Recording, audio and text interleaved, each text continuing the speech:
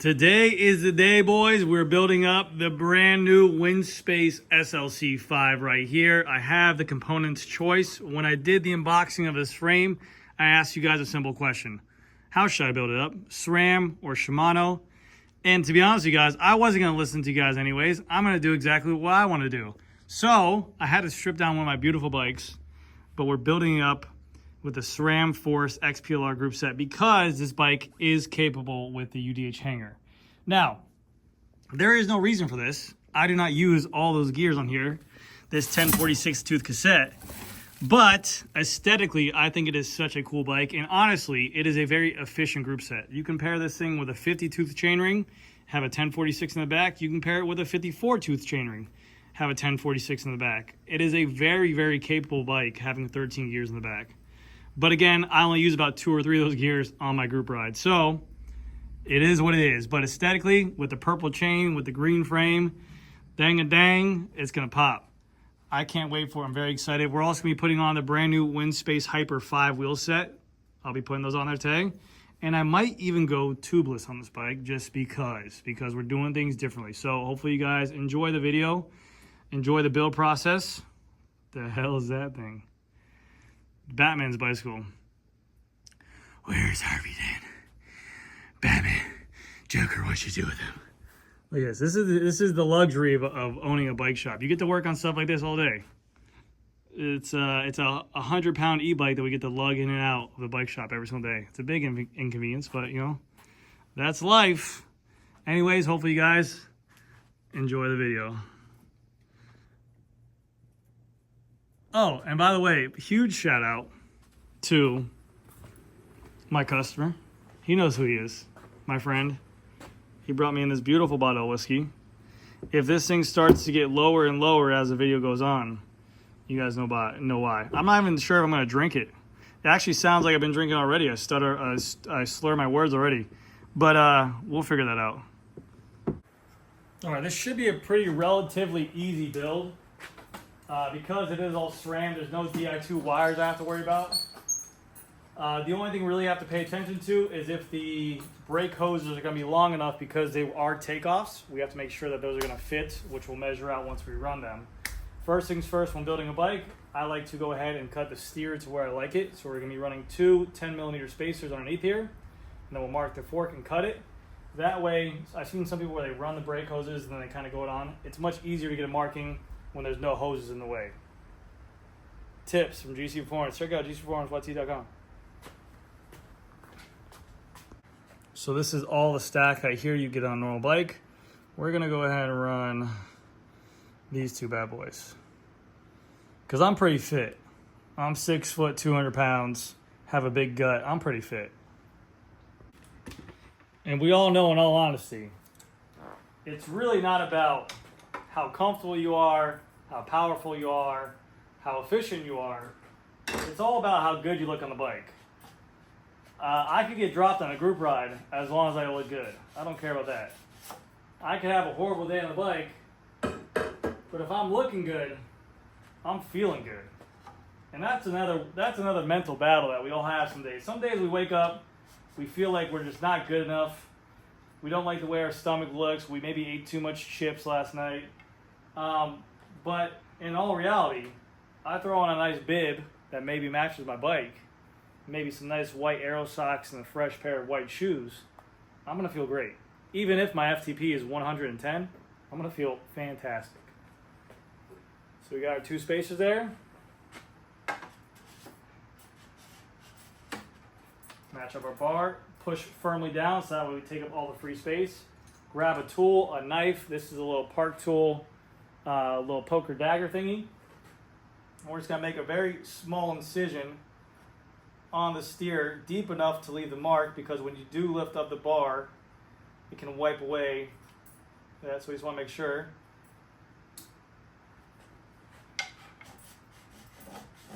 Beautiful. That's exactly what we wanted.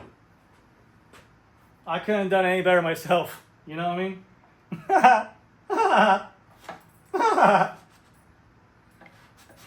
Had a long day at work today. Woke up, took the kids to school, walked them, of course. They love that. Went to the gym, Then I had to go to the UPS store to pick up a package. That's always great. And then I came to work 11 o'clock, 11 to 7. Just got done with work. It's about 7:30 right now. And now we're clocking into our second job. Old YouTube. Meanwhile, the wife and kids are at home watching Shrek 2. I want to watch Shrek 2. I want to eat popcorn. But no, someone's got to pay the bills. Someone's got to build bikes for a living. Make me a bicycle clown. It's from that movie Wedding Crashers. You know when Vince Vaughn's building the balloon animals? And kid's like, I can't make a balloon. He's like, make me a bicycle clown. You get it? Alright, so we got our mark where it is. Now, on this jig, whenever you're cutting a steer, you never want to cut it right where that mark is. You always want to go a little bit, if we can get it in camera, a little bit under it, because that mark is above the handlebar. We want to cut behind it in there more because we want it to just be a little bit less than the handlebar, so that way there's enough compression there, so when you tighten down your steer plug and your steer cap, your top cap, it pulls the fork up to the headset tightly. So that's nice. Let's go ahead and get our saw with our carbon fiber blade.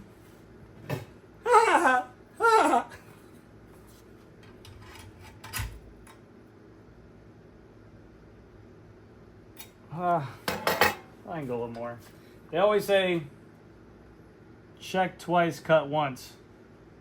I'm more of a cut once, do it all over again twice type guy.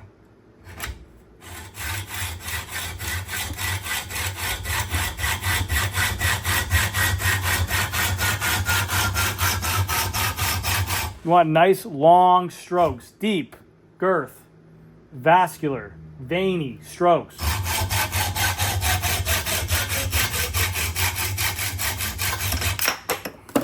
Steer plug in the trash can. Exactly how I planned it. You also want to wear a mask when cutting this carbon fiber because it's extremely dangerous for you to inhale, which I've been doing so for the past 15 years of my life. This is not a joke. This is serious. Sometimes irresponsible, and that's a nice clean cut right there. I like that. Now we're gonna take some sandpaper, which we so perfectly have right here. I'm just gonna sand it off. You can be very cautious on this part if you want to, but it's my bike. All right, dude. You gonna make me look stupid here? Okay. Because this carbon fiber can give you splinters. You just want to take off all the rough edges on here. Get the inside, and then get the outside as well.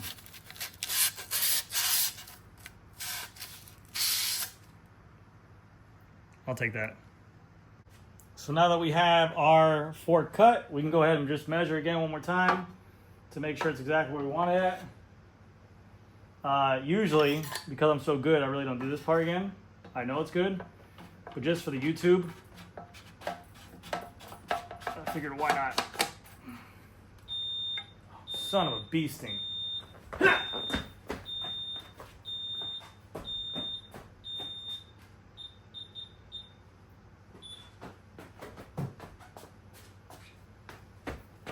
Sorry, it's alarm code, guys.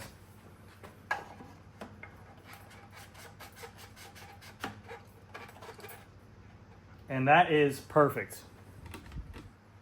That is exactly what we want right there. Just enough under it so when we put the steer plug in, but we still want enough carbon sticking out that it's above this top pinch bolt. Let's go ahead and run the rear brake cable. So in theory, I should have enough cable because these are brand new cables that I just used on another bike, and I made sure I shoved enough cable in that bike just in case I had to do a headset change in the future. So we should be looking good. And I think this stem is even longer or shorter than what's on my other bike. The other bike had a 120 stem. This is a 105. Yeah, we'll be good. That's good there, which is money. So we have our brake ran. You want to take your hardware for your brakes. Make sure you have the right size screws. Perfect.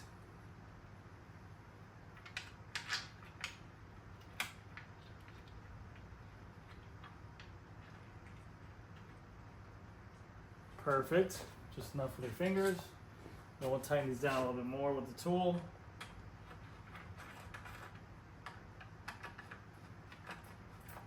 Money. Now what we need to do is we need to put a little rubber sleeve on this brake hose, because if not, that can dangle around inside here and cause a lot of rattling noise. So either like a rubber sleeve, a churro, a styrofoam piece, whatever you want to call it.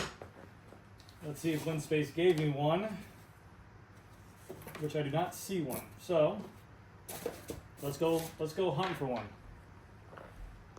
So I couldn't find any extra laying around, so I had to steal this one from a customer soul bike. And you know what the funny thing is? They're never gonna know. You're never gonna find out. No, I'm just kidding. I found one. I found one. I'm just kidding, man. If any of my customers are watching, you guys are all safe. I love every one of you guys. So we insert our churro over the brake hose.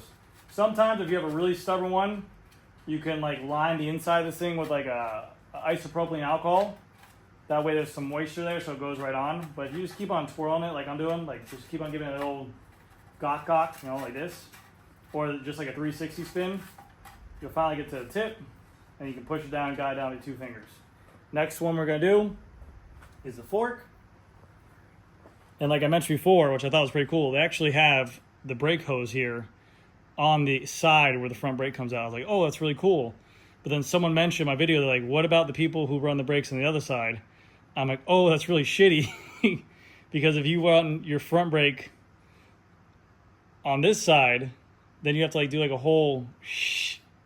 It's pretty weird. But yeah, let's go ahead and run the front brake. All right, I hope this is gonna show well, because I think this isn't guided. This is just a hollow hole. So I figured I'd show you guys this method. So I just basically shove in like so, right? Then once I shove in, I should be able to get a read on where this thing is inside here. Now this is my first time ever doing it with a sideways hole like this. I think I see it.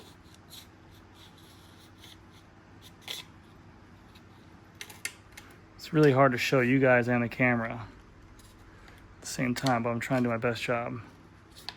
I thought this thing was just gonna appear. Show yourself! Show yourself, you coward! Hold on, I gotta use the light real quick.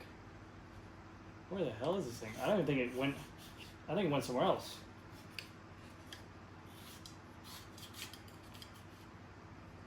It's like, it's somewhere in the fork. No way, is that right there? No.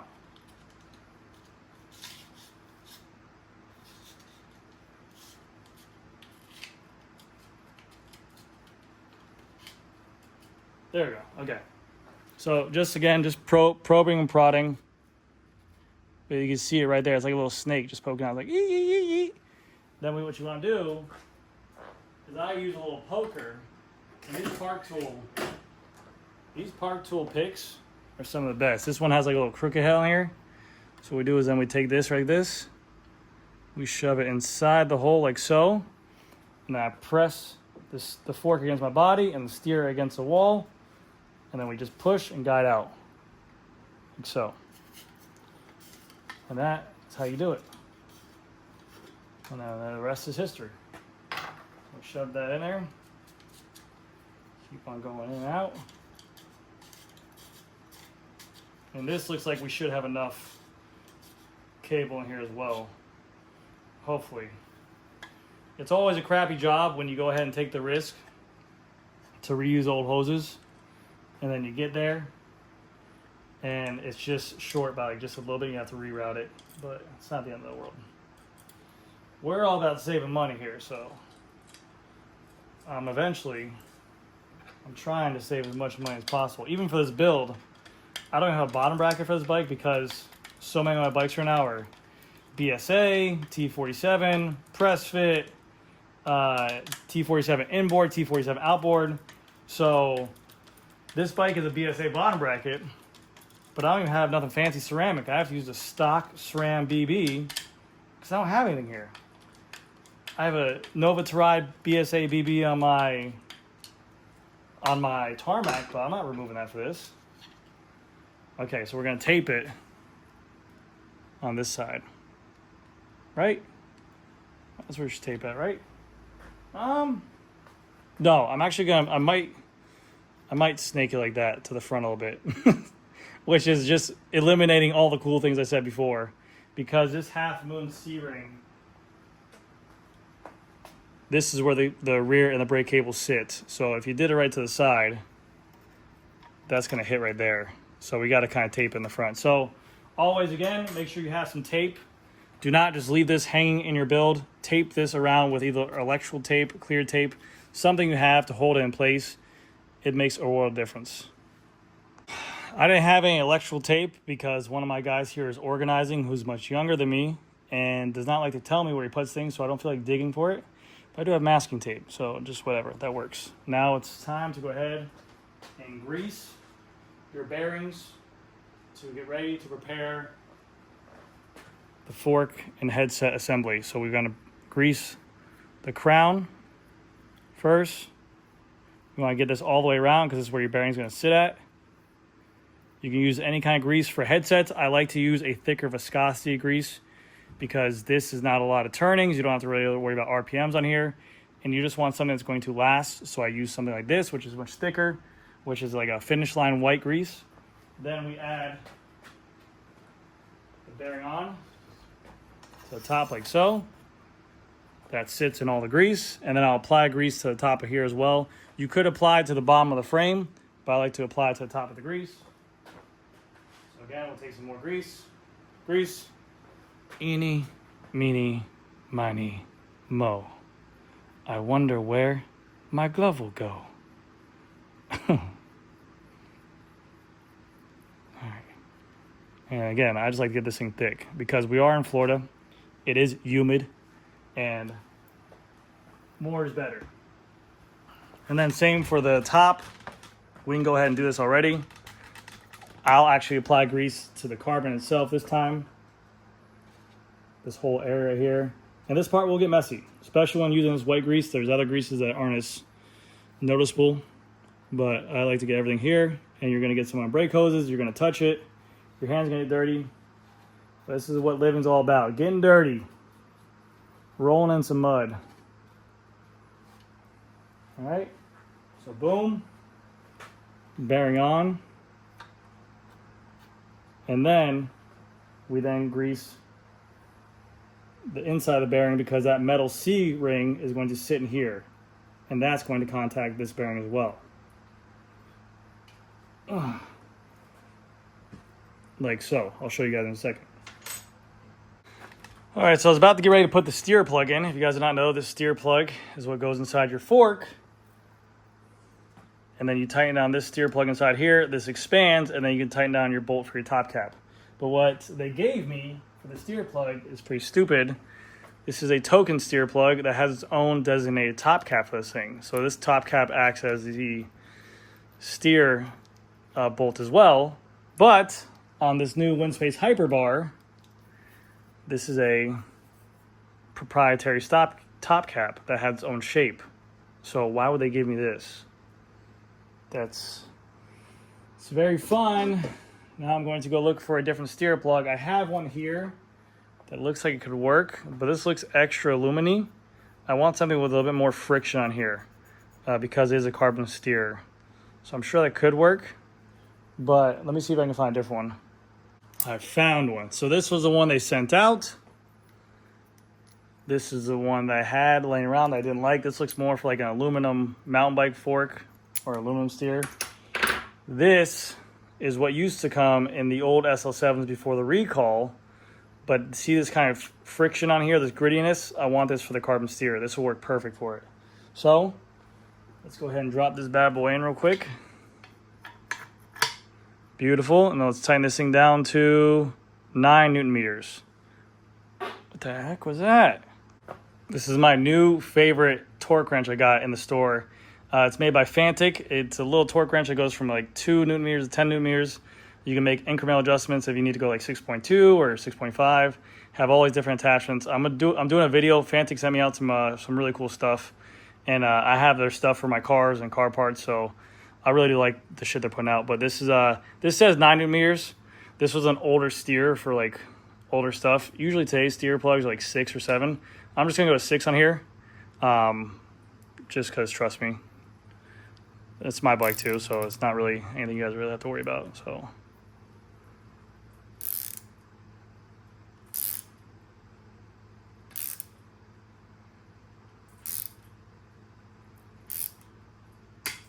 six, beautiful. A good torque wrench, always have one. Just make sure it's good by a good company. All right, so now for the fun part, let's go ahead and route the cables through the frame, into the fork, into the bars. Let's see how this goes. So let's shove bearings there, the rear's here. Beautiful. Tuck that over there on the side. Get our C-clip. Sort of the top.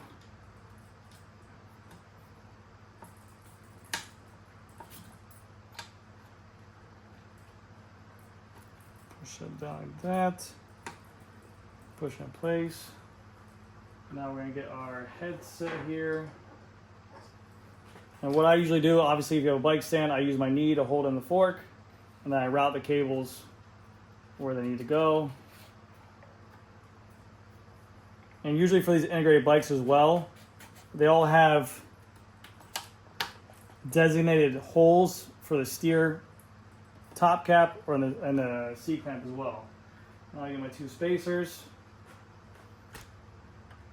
So.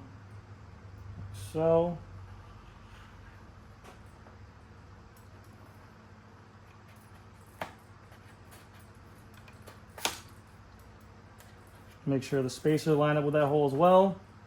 And now let's feed the cables. Now again, I want to use my poker, which I put right here. And this is my first time routing the Hyper bar, so let's go ahead and see what happens with this thing. The exit hole is pretty big, so we're just going to shove it in and see what happens.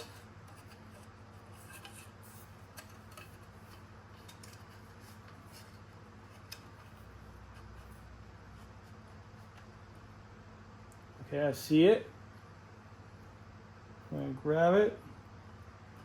So, poke a hole. Son of a biscuit. Oh, okay, that's good. I got the rear out. Now for the front, but this is really, really tight, to be honest with you guys. There's not a lot of room there for these cables.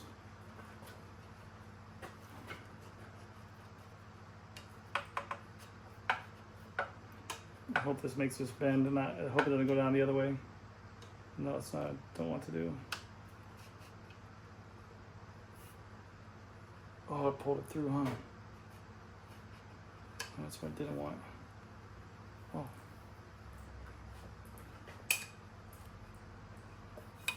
Oh. Let's see. Dang, I had it out too.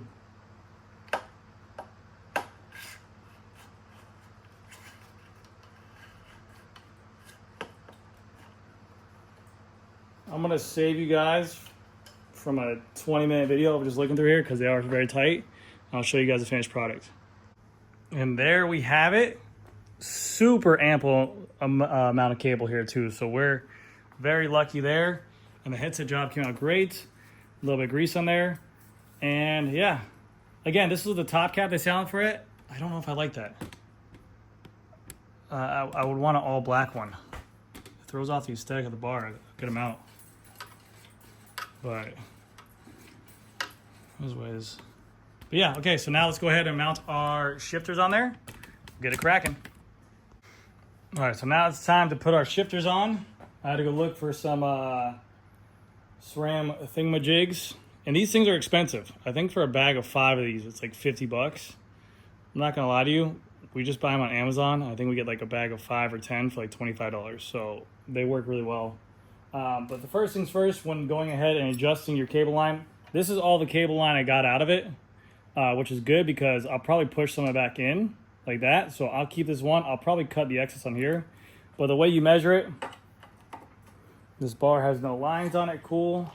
But you kind of put it to where you want it. You push the cable in just a little bit, and then you cut it. But like I said, this is gonna work perfectly for where it's at. So what we're gonna do now, we're gonna put on our nut. And then I already prep the barb into the red thingamajig. And I press firmly into the hole, having a thread catch or two on there. Take our tool, we thread in, pushing firmly while turning it righty-tighty. And then once it gets threaded, should do the rest of it. Like so.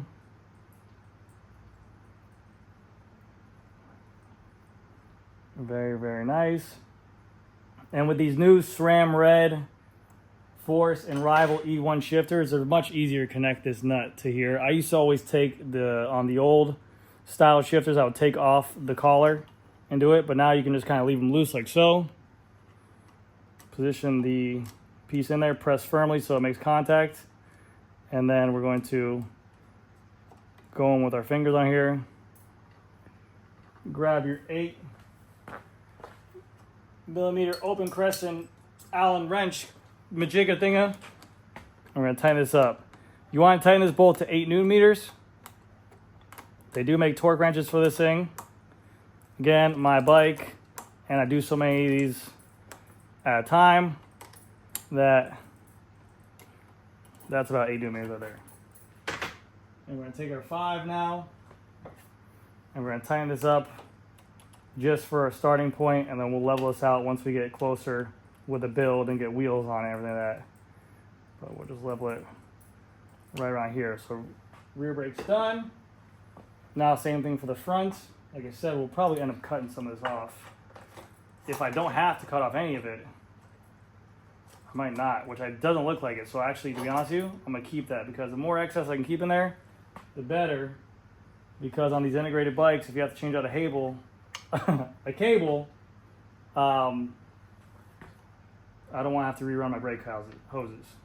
So again, put the nut on,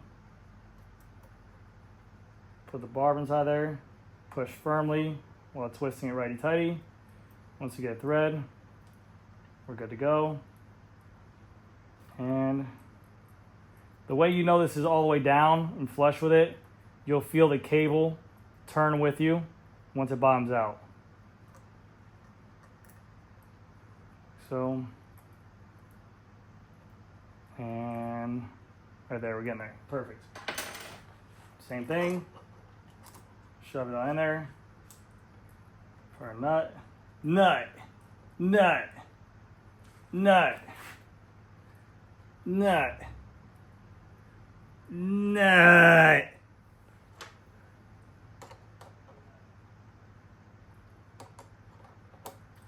I've never stripped one of these out, but I'm sure it's a pain in the ass to fix. They have really clean threads on the bolts and on the receiving end of it, so I don't really think it's that possible to strip out, but let me know down in the comment section if you ever had to experience that, because I'm sure it's a shitty experience. That's good. Get our 5, and we'll just kind of level this off right here in the meantime.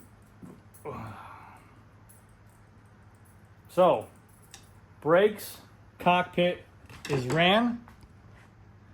Now next, let's go ahead and throw on our rear derailleur, and then we'll do the crank, and then we'll do the wheels. So this is gonna be a fun one because my derailleur is UDH. We do not need this UDH hanger here. So we can go ahead and remove this UDH hanger from the bike.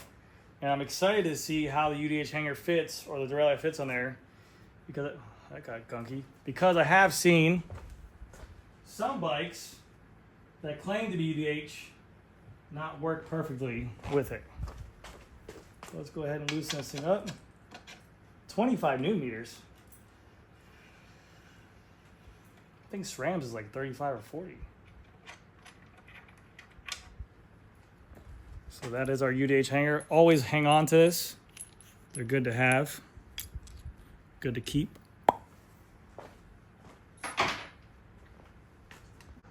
And this here is our Force XPLR rear derailleur. Beautiful, beautiful derailleur. People keep on saying, why do you keep on calling XPLR? It's called Explorer. Explore me. Shut up. So first things first, remove this bolt, 35 newton meters. We're gonna install that red cap in there. Do not put any red grease on this red cap. So let's go ahead and just do that while I got you guys on line. And then we'll leave it dangling down. So we're gonna remove the bolt from the said derailleur, like so. And then we're going to put red cup inside frame. Okay. Let's put our derailleur on frame. Now we want to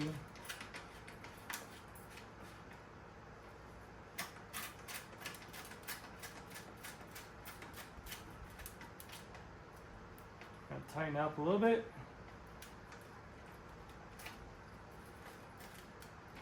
And let it hang, and I'm going to put this in the setup position right there. Because we have to figure out the chain line for SRAM Red Road. We have to figure out the chain stay length to make sure that we have the right chain links cut in it to go ahead and put that on there. So let's go ahead and get a bottom bracket and put on the crank. So you know times are getting tough when I have to break out the stock SRAM BSA BB. Or I just have too many bikes because all my bottom brackets are being utilized. And I have so many dub spindles. I have like 3 brand new bottom brackets by like Bic 1 for like 24 millimeter spindles, but everything is just dub nowadays. So we're rocking this. We're going to install this and we'll show you what we got going on. So first and foremost, what you want to do is we're going to take our bicycle like this. We're going to shove it up in the air so I can show you guys a better visual. We're going to make sure that in our BB hole, you cannot see the brake line hanging down in the way. If the brake line is hanging down or in the way, what you would do is you push it up above the lip. But luckily we have enough room here. On the bottom bracket, it's labeled left and right. Left is non-drive, right is drive. So we're going to install the drive side first. You know what? Yeah, we're going to install the drive side first. So what I like to do, is I take the grease and I put it on the threads. Again, for this, metal on metal, thicker viscosity, grease, because corrosion can happen here and I don't want any creaking BBs. For the actual spindle of the crank, when putting that in, I'll use a nice thin viscosity. And we're going to go ahead and tighten it. Ooh, wow, those are really, really clean threads on here. Holy cow. I'm not joking with you guys. This is better than a lot of bikes that I get by big name manufacturers. And do the math. I mean, I sell Specialized, Scott, and BMC. That thing went in buttery smooth. Holy cow. Very, very nice. Didn't even have to do anything to it. Now on the other side as well, grease the threads. And before you put in this non-drive side of the BB, we want to make sure that during that, sometimes the brake hose is hanging here.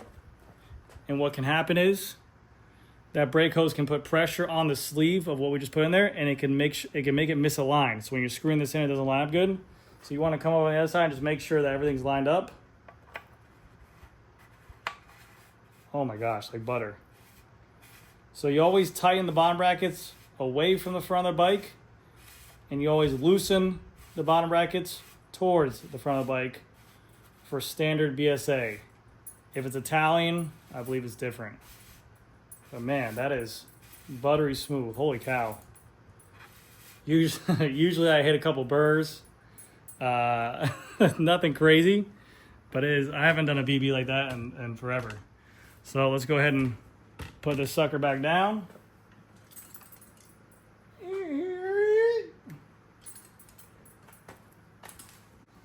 Now we got our wrench with our dub cap on here, and we're gonna tighten this thing up to 50 Newton meters. Basically what that means to me, tighten it a lot.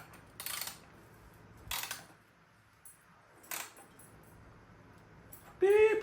Good, that side's good. Non-drive. Beep. That side's good. We're golden. Next step, install the crank. All right, so for the crank that I got here, I got the brand new SRAM Force E1 with a 50 tooth chainring, aero chainring. I will be going to a 52 or 54 tooth very soon, probably a 54 tooth. But the only thing is that 52 and 54 only come in power meter, and I have a power meter spindle on here, so I just don't feel like spending extra money. They're in a 165 configuration. Now this is a wide spindle, so what that means is that we have to space this out correctly. Usually there's a spacer on the non-drive and also the drive, and I'll show you guys how to do this the best way possible. So first off, I'm just going to see, with no grease on here, what fits the best.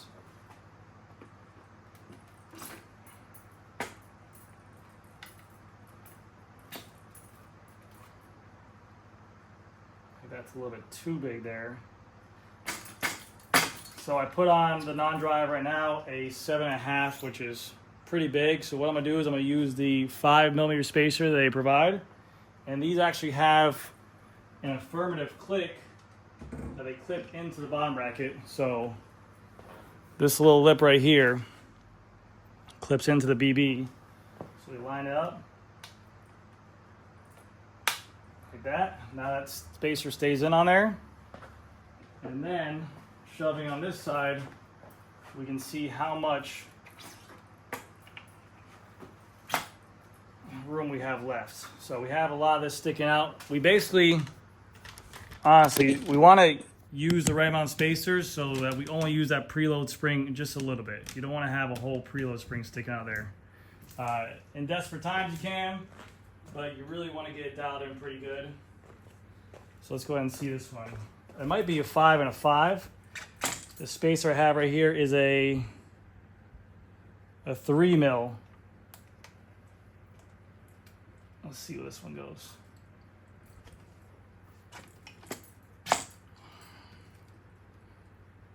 That might actually go away. That's fine. I'm gonna rock that right there.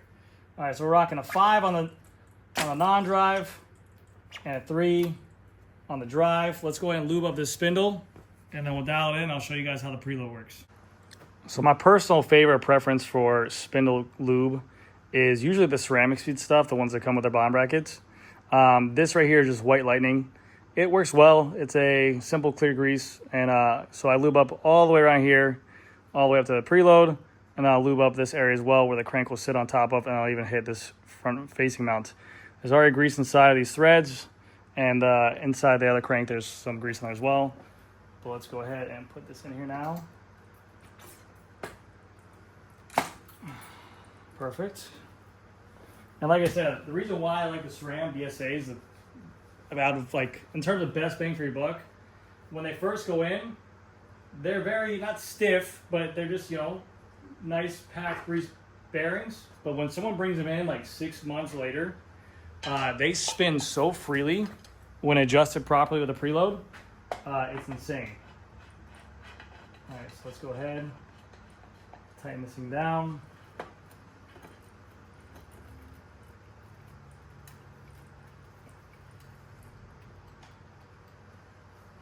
And then, sorry camera.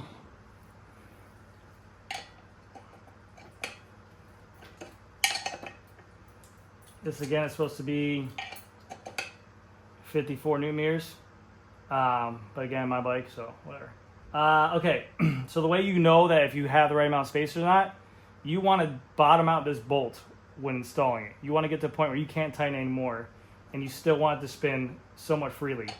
If you tighten it down and it feels like it's like just more like there's more room to go, but it's stopping and it's binding up when you spin it, like it goes like this, that means you have the wrong amount of spacers. You need to take it off and correct it. But this right here, right there, that's bottomed out. And as you see, we have a good amount of play still. And now what you do is, you're gonna take the drive side, you can take your hammer or whatever, and you're just gonna give basically the middle of this crank right here a good smack to move the spindle over, okay? Because we're gonna preload this side and take up the free space. Right here, just like that. And now, what we do is, we come on over this side and we could probably even see that little gap. Get a tool, sorry.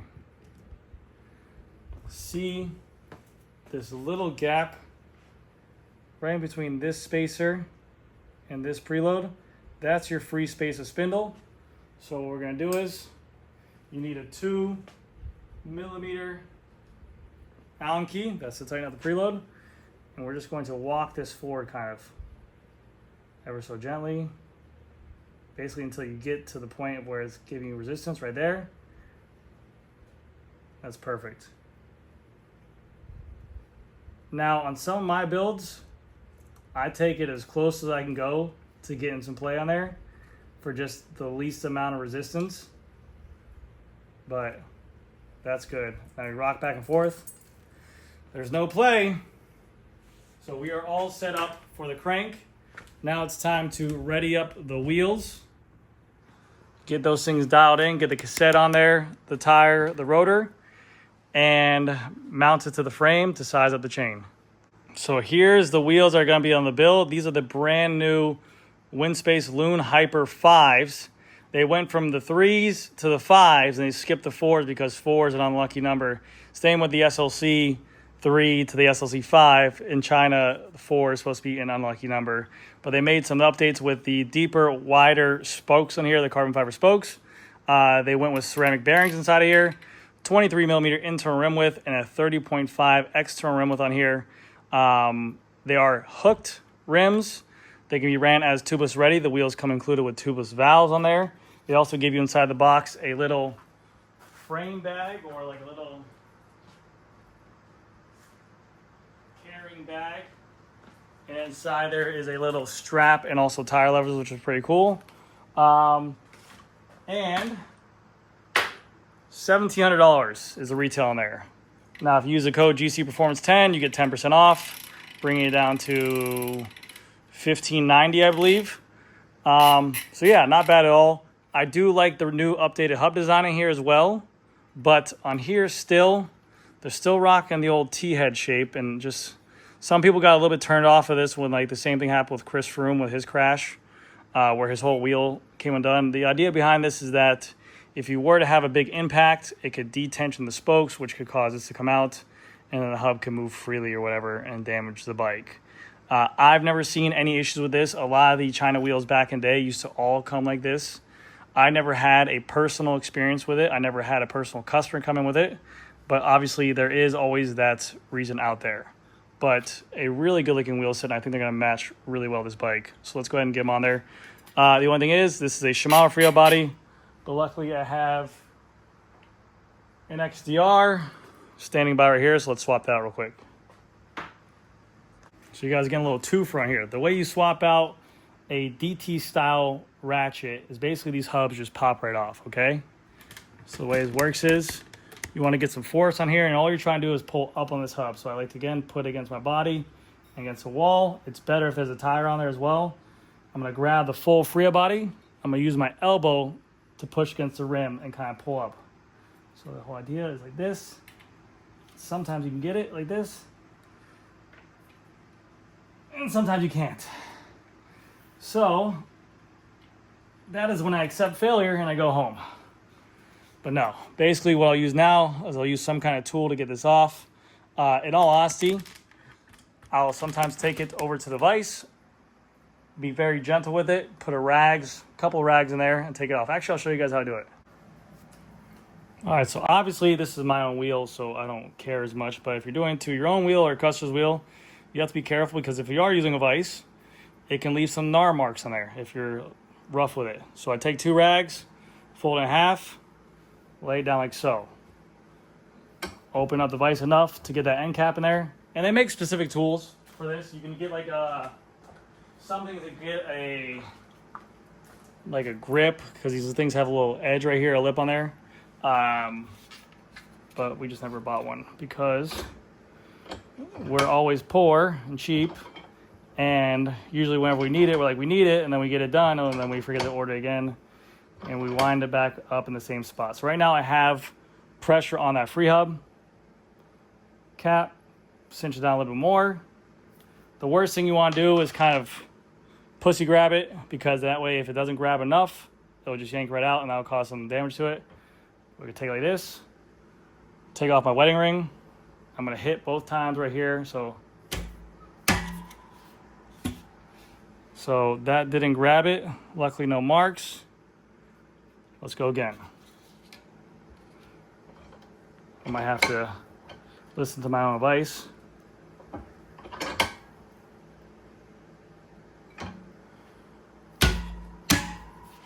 Boom.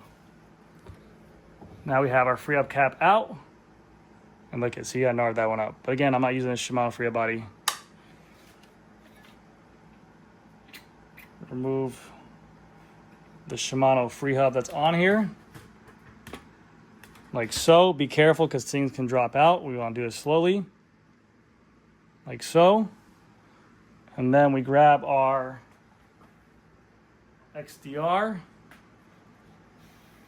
free hub. Hold on. Oh, this thing has a little rubber silicone right here. Let's see how this looks without it. Inside these free hub bodies is a little metal tubing, so sometimes you gotta make sure that's lined up before you put it on there. Yeah, let me take off this little rubber thing real quick. Hold on. I want to take off this rubber thing on this free hub body.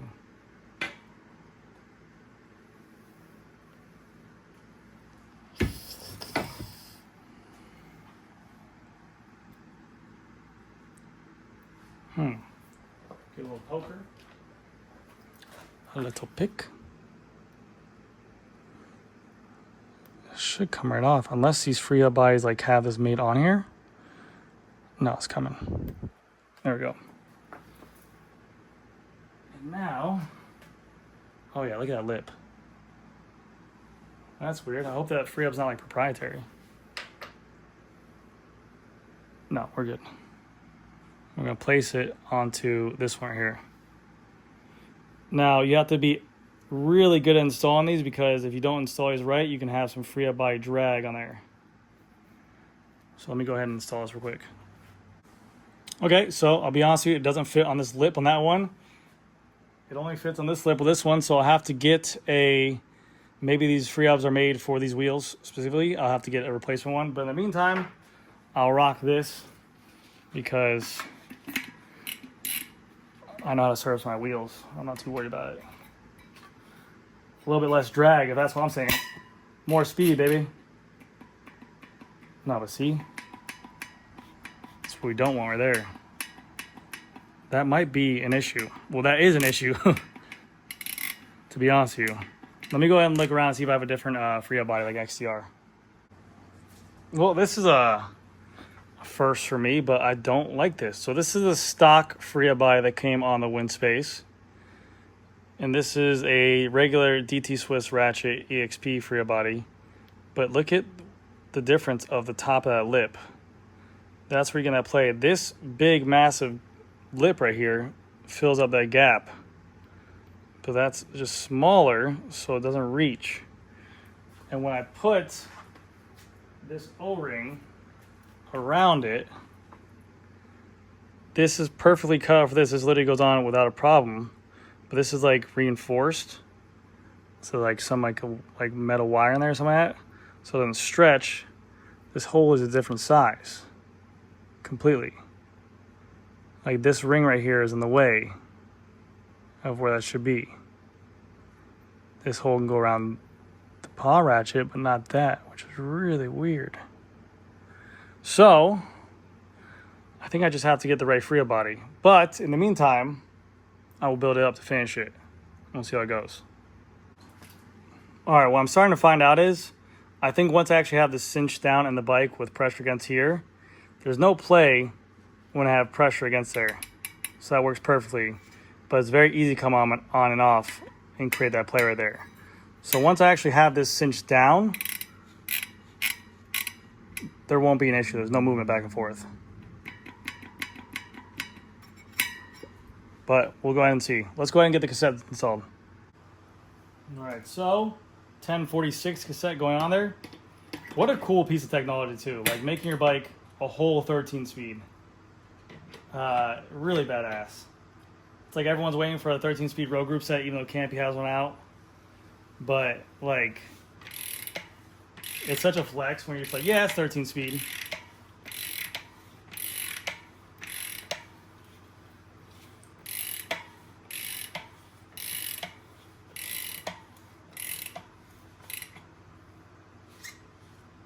Boom.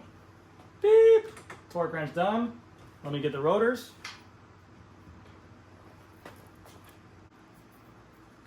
Always make sure whenever you're about to install rotors, your hands are cleaned. I just wash my hands now. And whenever you grab them, try to grab them by any part that's not going to make contact with a braking surface, because your hands could have oils on them or leftover grease. So make sure that you're just mindful when installing them, because last thing you want is a sound like going down the group ride and making yourself look like a jackass. It's never fun, and there is really no way to get rid of a schooling rotor unless you do some crazy, tedious due diligence, like letting your rotor soak in alcohol, sanding down the original pads, sanding down your rotor. Where's that locker? Doing all that stuff like that. It is very hard because those pads are so porous. It's almost like a sponge. As soon as something gets absorbed in there, it's very difficult to get it out. It's not always just on the surface. It's soaked in there pretty good. Okay. Now let's go ahead and install tires. I know I said I was going to do tubeless, but the compressor's off for the night, and I already have some used TPU tubes. So I'm sorry, tubeless fanboys, but right now we are going TPU tubes. Tires, we're rocking the Pan Eraser Agilist in collaboration with Polymer. I just think they're a really cool monotone tire, and I like them. They are a tubeless rated tire. They are heavy, but the 700 by 30C, there's very little tread on there. It's a very smooth tire, but I like them. They're nice. They're not my favorite tire. Honestly, my favorite tire right now is up in the air between Continental 5000 tubes version and the Pirelli RS 30s in a tube version. But I mean, I've ridden every tire. I've ridden the Cotton tires, Specialized tires, Maxxis tires, Michelin tires. I just like these tires.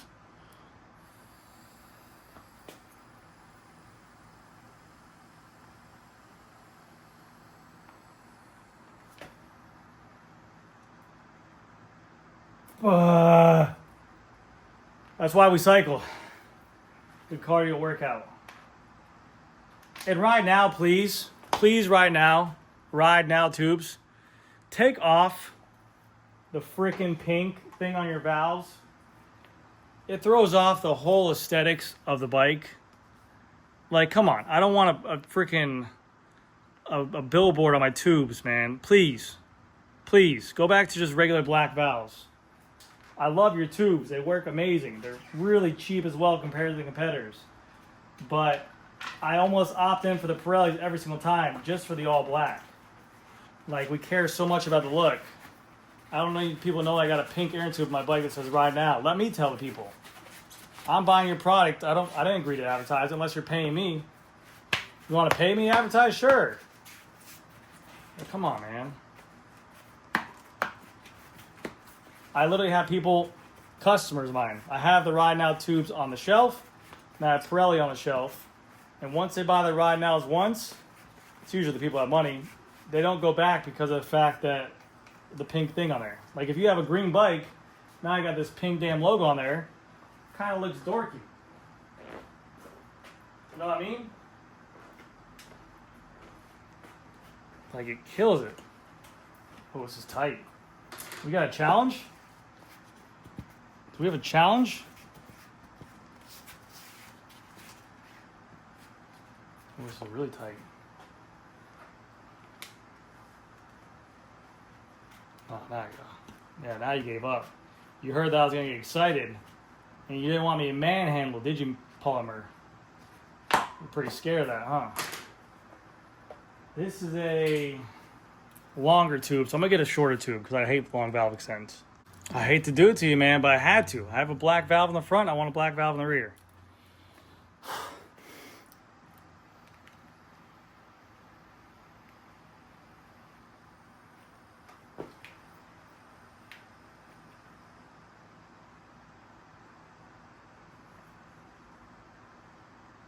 Whoa!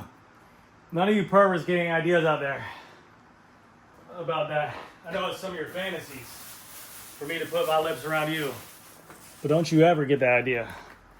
You hear me? Ever. Alright, logo on the valve hole.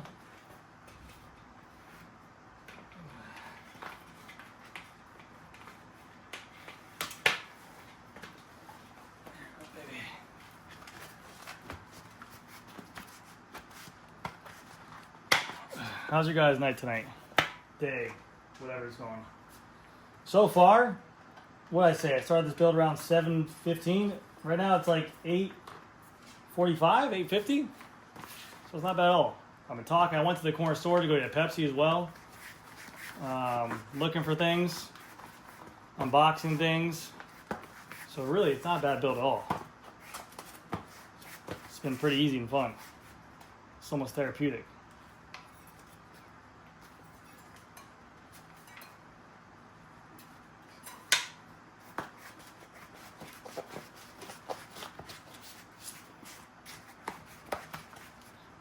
Made in Japan. Japan makes some high quality stuff there, pals.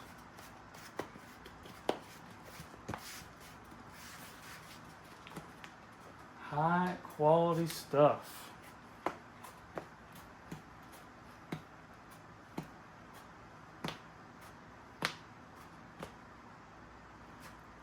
All right, 700 by 30C tires installed. I'm gonna pump it up to 70 PSI. I'll be right back. And there we have it, all mounted up. Look at that. I love that cassette, man. That cassette looks so sick. Maybe it's because it's different than a standard cassette, and I've just been seeing that for so long. All right, so let's go ahead and set up the chain now. What we're going to do is we're going to put the wheel in. So right now we have this thing loosened here. And we're going to screw this in. We're going to loosen it. We're not going to tighten up all the way, but we just want to get it in place. So let's go here. Let's get our 6. And that way we can have it kind of set up in the right chain line that we need for everything that we want it to be. Tighten her up. And then back her off a little bit. So move that. Let's see how the brakes feel. I probably have to bleed it. Oh, damn. Junk feels money. All right, let's go ahead and put the front wheel on. You guys, the aesthetics of it. Damn, bike looks so good. I love this color. I think this new SLC design as well is their best. I said in the last video, it's their best looking bike that Winspace has done in a long time. For my personal preference. Everyone has their own personal preference, but man, I think they killed it with this redesign. Such a good looking bike.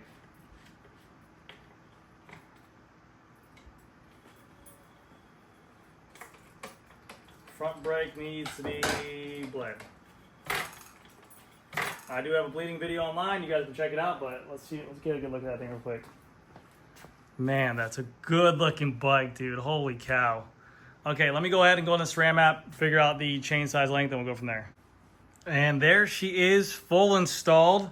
The best thing is that the bike I took this off before had a chain stay length of 408. This chain stay length was 406, and they both called for a 120 link chain. So it's already pre-cut to it. And yeah, it's set up. I got a 50 tooth in the front. Let me slap on some pedals on there real quick. I'll give you guys a little free up by sound test. I'm gonna be rocking some Look pedals on there.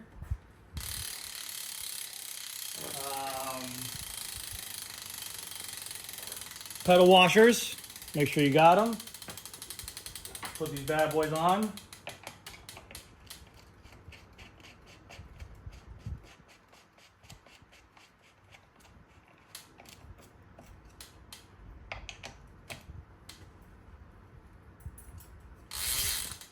And then the other side. Now the front brake system on there, it's weird because I had it set up on the other bike I had it on. I had the brake adapter that goes onto the caliper set up in the right position. Put the plus 20, and basically what that means is that you're rocking a 160 millimeter rotor. There's our 160 millimeter rotor on here now, and when I had it in that position, it was too high.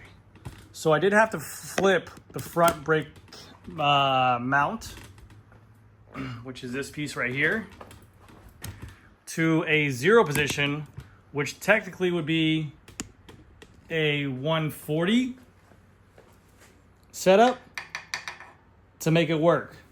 And it doesn't feel the best. It's really rubbing bad. I think because of the fact that when I flip this from the 160 to the 140, there's not a lot of cable left in here because of how short it was. I yanked everything up. So now that this is lower in that position, I didn't have as much cable to pull there. So I will have to really kind of dial it in. I just kind of set up quick right now. Got some disc brake rub on there, but I'll dial that up tomorrow. I'm not really worried about that. But let's go ahead and give you guys a little free by sound test on these wheels. I'll wrap the bars and we'll be done with this video. But the bike is coming together beautiful, man. I absolutely love this build. And I'm gonna clean up this chain tomorrow too. It's kind of dirty. I'll re-wax it there.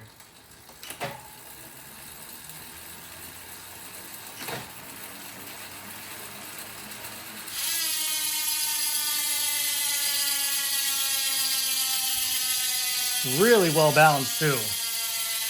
I mean, that frame is barely shaking in the stand. Holy cow. Very nice. And then don't forget your little power. This activates the power meter on your bike. It lets everyone know, hey, I got a power meter. All right, let's wrap these bar tapes up and let's get the heck out of here. Bar tape we're using is some Berg.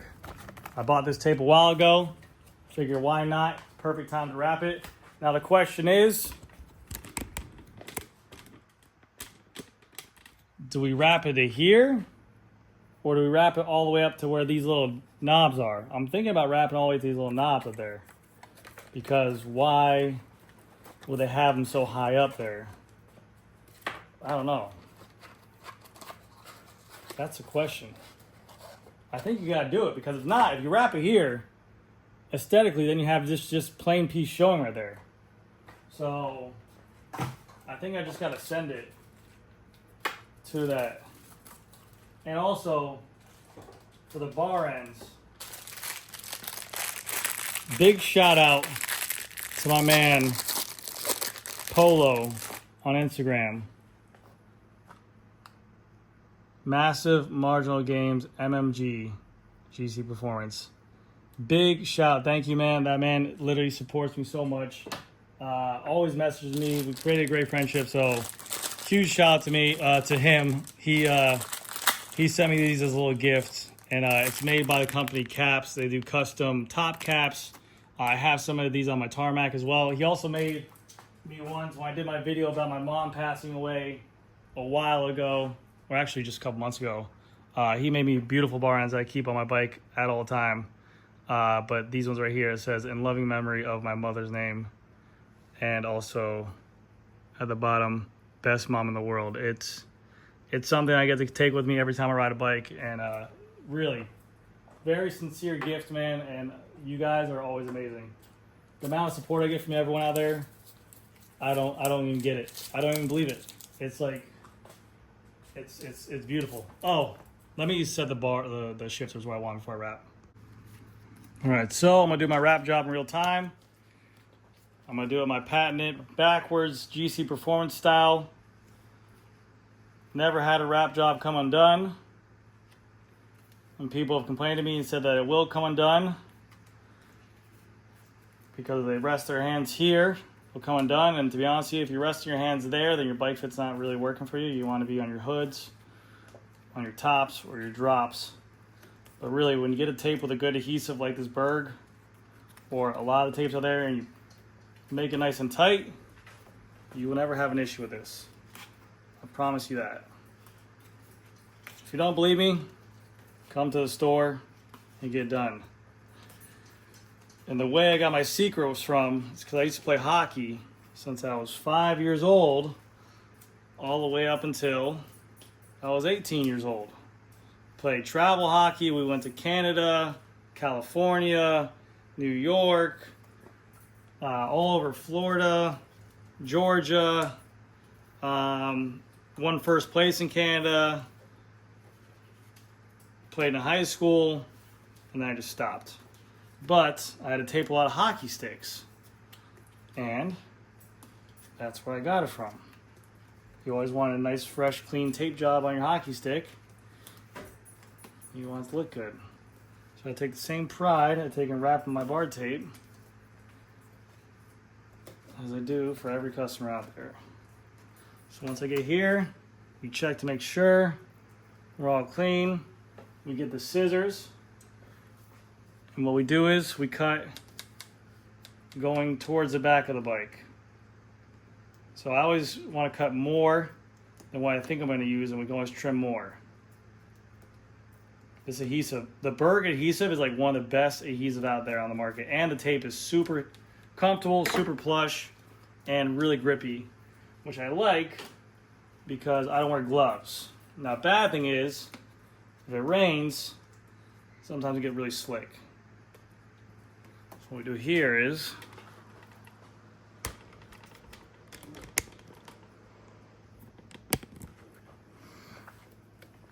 this might be too much, which it is.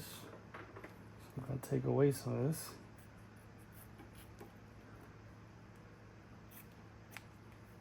Right there. Pull it tight, wrap it good, and we shove it into the hole all the way around, nice clean areas. These caps have a direction, so keep in mind if you're wrapping your bars and they have a direction for your caps going, that's where you want them to go. And this is a 6 or 5? 5 millimeter.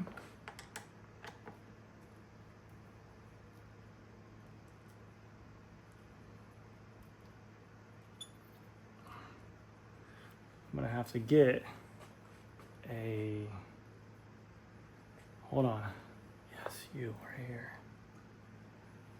Usually wouldn't have to do this if you have normal bar ends. I'll just plug right into it. These are not just normal bar ends.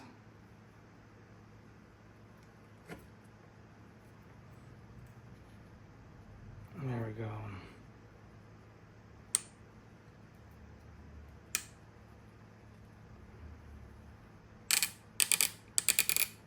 There we go. Oh yeah, baby. And these are threaded. So let me put them on.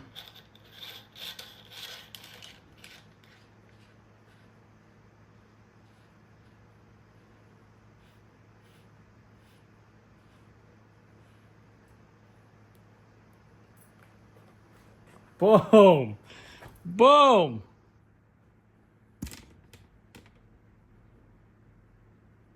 Okay, thanks, camera. Hold on. That's sick.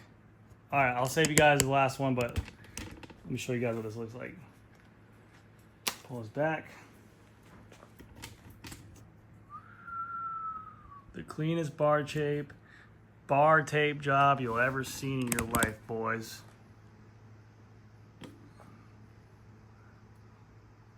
That's money.